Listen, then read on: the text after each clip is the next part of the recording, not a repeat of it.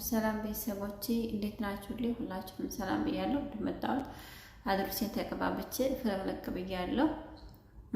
ትናንትና ፊቴን ማክስ አድርጌ ነበር እንደነገርኳችሁ። አብሮ ይላል አይለየኝም። ፊቴን ባዝሊን ነው የተጠቀምኩት። እንደምታዩት ፊልተር የለውም። ፊልተር ሀቢባ ሱረቱል ፋቲሃ ልቀራ ስትሞክር መሀል መንገዱ ደርሳ መጨረሻው ስትደርስ አቋረጠኝ።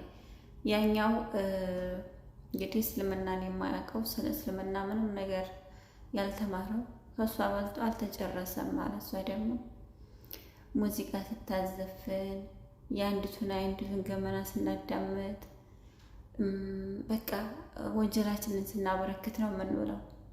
ላኢላሀ ኢለላህ። በጣም የሚያሳፍር በእውነት እኔ አፈርኩኝ። እኔ ተሳቀቅኩኝ። እኔ ነገ ጧት በቅርብ ምንድን ነው የምለው? እንደዚህ ከቁርአን የራቅንበት ምክንያት ምንድን ነው? በጣም የሚያሳፍር በእውነት በጣም አዘንኩኝ። በመቀጠል እህታችን ትላንትና ወርቅ ተሸለማት። ማሻአላህ ተባረከ ረህማን። አዎ ሳትለፉ ሳትማስኑ ብሉ። የልፋት እንጀራ አላህ አንስቶ የእርፈት እንጀራ አላህ ይስጣችሁ። ምን አይነት ዱዓ ተደርጎላት ነው እንደዚህ ደረሳት? እኔ ማሻአላህ ተባረከ ረህማን ብያለሁ። ግን ሰዎች አንድ ነገር ግራ ገባኝ።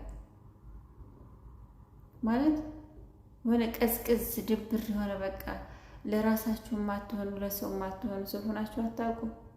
ታውቃላችሁ እኮ ግን እውቀቱ አላችሁ፣ ብስል ናችሁ፣ ጠንካራ ናችሁ፣ እጃችሁ ላይ ብር አለ።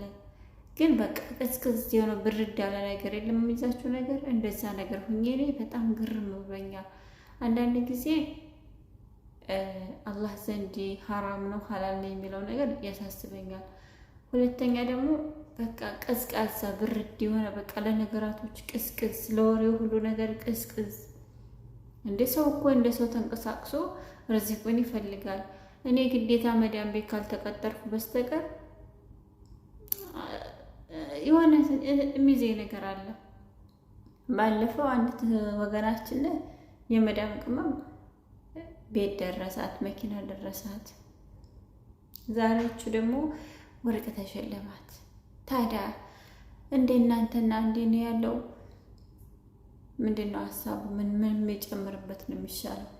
ለማንኛውም ቤተሰቦቼ እጅጉን በሰው ደስታ የሚደሳ ሰው ትልቅ ልብ ያለው ነው። እኔ በጣም ደስ ብሎኛል በእውነት። ለፍተው ደክመን አረብ ሀገር ላይ ጉልበታችንን ጊዜያችንን ጨርሰን ያላሰባችሁት ያለፋችሁበት ስጦታ ስታገኙ በጣም ደስ ይላል።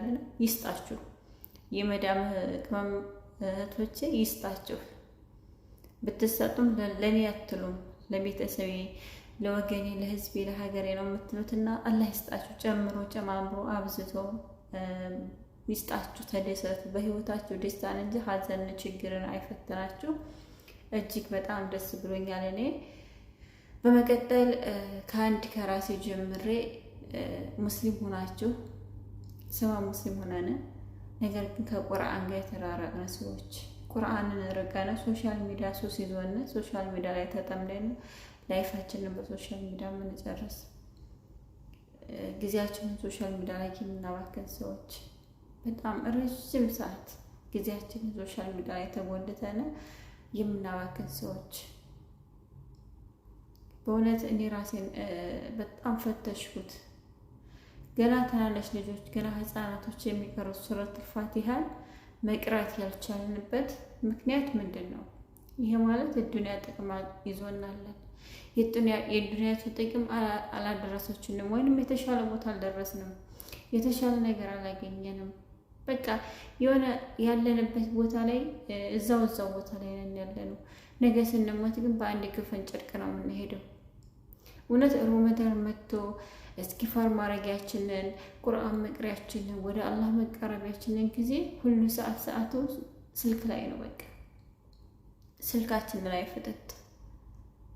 የአላህ ምን አይነት ጊዜ ላይ ነው የደረስነው? ልባችንን እየደረቀ ራሳችንን ከራሳችን እያራቅን የሶሻል ሚዲያ ሱስ እንደዚህ ጥምድ አድርጎ ይዞና ከቁርአን ጋር ያራቅንበት። በእውነት በጣም አዘንኩ። በጣም በቃ ስሰማት ደጋግሜ ያዳመኳት። እኔ ራሴን ፈተሽኩ፣ ራሴን አዳመኩ። ቁርአን ስትቀሩት ከባድ ይመስላል። ስትጀምሩት በጣም የሆነ የምትይዙት አይመስላችሁም። ለጠነከረ፣ ለበረታ፣ ለቀራው በቀላሉ ይቀራል። እንደዛ ቀርታችሁ ደክማችሁ ጊዜያችሁን ብክን አድርጋችሁ ደግሞ ቁርአንን ስተውት አታስታውሱት። ማንበብ ይሳናችኋል። ሰይጣን ያሸንፋችኋል። እና በጣም በቃ እኔ አፈርኩ፣ በእውነት አፈርኩ። ይኸው ዩቲዩብ ከከፈትኩ 3 ዓመት ሊሆነኝ ነው። ዩቲዩብ ላይ ቁጭ ብዬ ሙሉ ጊዜ ለዩቲዩብ ነው የማሳልፈው። ቪዲዮ ስቆረጥ፣ ቪዲዮ ኤዲት ሳረግ፣ ፎቶ አንጥቼ ስለጥፍ፣ በቃ አንዱን ርዕስ ላርግ አላርግ፣ ይታያል አይታይም፣ ጭንቀት። በዚህ ላይ ሞት እኔን እንደሚወስደኝ እርስት ሱብሃንአላህ። በጣም በቃ ይሄ ቪዲዮ ዛሬ ይታያል አይታይም፣ ይሄ ቪዲዮ ዛሬ ምን ያህል ላይክ ያገኛል አያገኝም፣ ገንዘብ ምን ያህል ይቆጥራል አይቆጥርም። ደግሞ እኮ ደህና አሁን እዚህ ጋር ቁጭ ብዬ ቪዲዮ ስሰራ በጣም ብዙ ብር የሚቆጥር ይመስላችኋል? ነው አይደለም። ዩቲዩብ እንዳሰባችሁት አይደለም። እንደዚህ በቃ ጉልት ብዬ ዩቲዩብ ላይ ቁጭ ብዬ ቪዲዮ ቀርጬ ኤዲት አድርጌ ፈልጬ ቆርጬ የተፈለገውን ያህል አይደለም የሚከፈለው።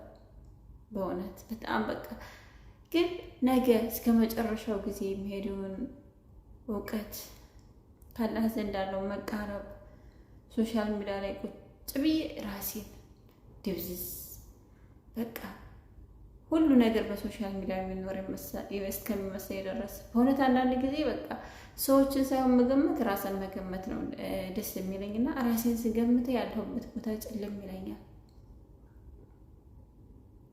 በቃ 3 ዓመት 4 ዓመት ያህል ቁርአን ለመቅራት ጧሊበቱል ዒልም ላይ ቁጭ ብያለሁ። ግን ዩቲዩብ አሸነፈኝ። በእውነት በቃ የሚዲያ ሱስ፣ የሚዲያ ወሬ፣ ሁልጊዜ ሚዲያ ላይ ቁጭ ብሎ አንዱን መለጠፍ። እውነት ከሙስሊሞች ውስጥ ሆነን እንመረጣለን? በጣም በቃ የሆነ እንጃ አላውቅም። ራሴን ስፈትሸው በቃ የለውም ነው ያልኩት። የለንም። ሚዲያ ላይ የተቀመጡ ሰዎች ሙስሊም ሆነን ጊዜያችንን ለሶሻል ሚዲያ ባከነ የለንም። በእውነት አለን ብላችሁ አትቁጠሩ። ካሉት አትቆጠሩ። አሉ እኮ የክርስቲያኑንም የሙስሊሙንም መጽሐፍ አንብበው ንጽጽር የሚሰሩ። እኔና አንቺ ግን የሰው ቪዲዮ እያመጣን እንለጥፋለን። ብቻ አላህ ይቅር ይበለን። በቀጣይ ዓመት አላህ ሱብሓነሁ ወተዓላ እድሜና አፍያ ሰጥቶን በሂብስ እንመጣለን።